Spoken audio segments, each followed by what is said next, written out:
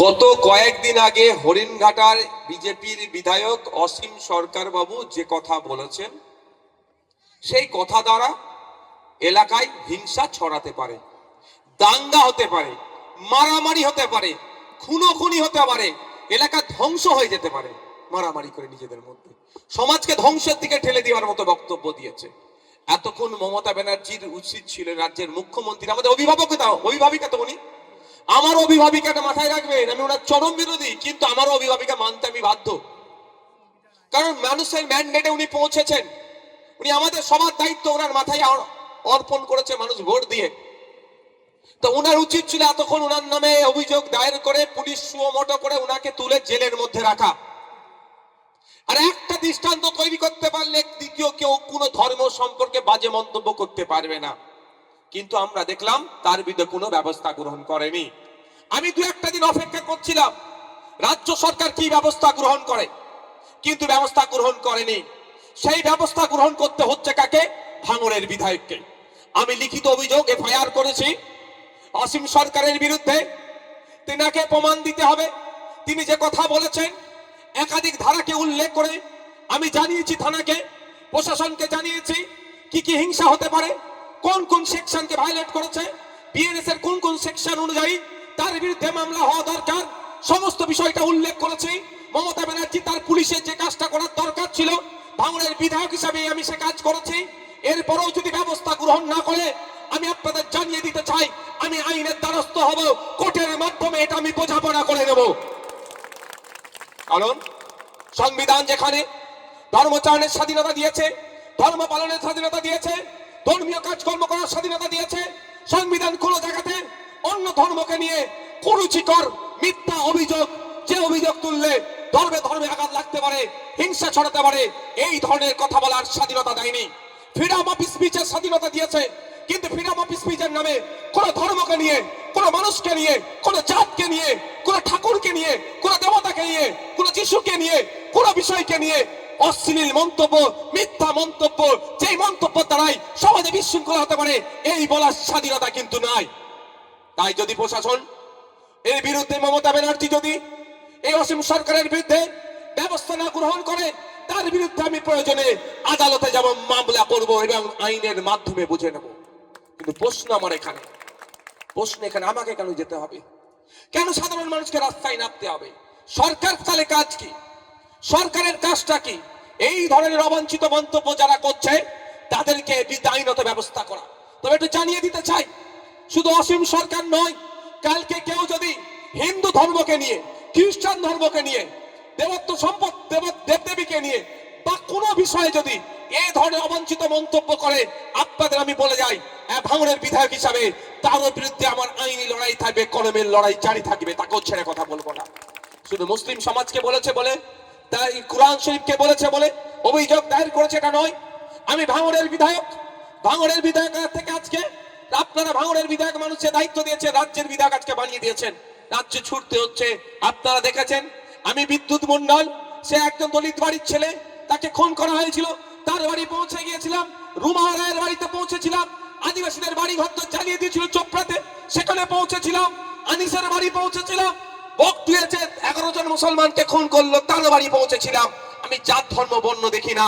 তাই অসীম সরকার আজকে কোরআন শরীফ নিয়ে বলেছে বলে আমি শুধু তার বিরুদ্ধে মামলা করে ক্ষান্ত হব না, এই বার্তা আমি দিতে চাই।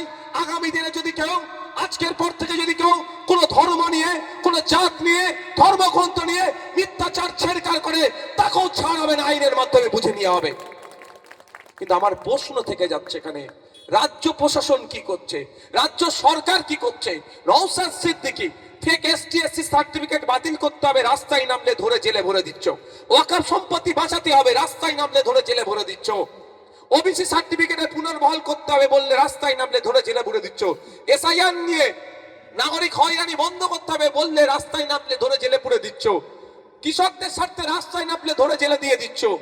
আর এই ভাঙড়ে ওয়াকফ নিয়ে আন্দোলন করার জন্য মিথ্যা 3000 ছেলের মামলা দিয়ে দিলে আমরা তো কেউ দোষের সাথে যুক্ত নয়। আমরা তো কি বলছি, ক্যামেরা সিসিটিভি ফুটেজ বার করো, গাড়িতে কেউ আগুন লাগিয়েছে তাকে দেখে ধরো। সব ভিডিও পাবলিশ করলো, সিসিটিভি গাড়িতে আগুন লাগাবার ভিডিও পাবলিশ করেছে, ভিডিও আছে। মমতা ব্যানার্জির নির্দেশ হয়নি, তাই জন্য পুলিশ পাবলিশ করেনি। পুলিশের কিচ্ছু করার নেই, আমি পুলিশের বিরুদ্ধে নয়, এনাদের কিচ্ছু করার নেই। মমতা ব্যানার্জি যা নির্দেশ দেবে সেই নির্দেশ নিয়ে এনাদের চলতে হবে।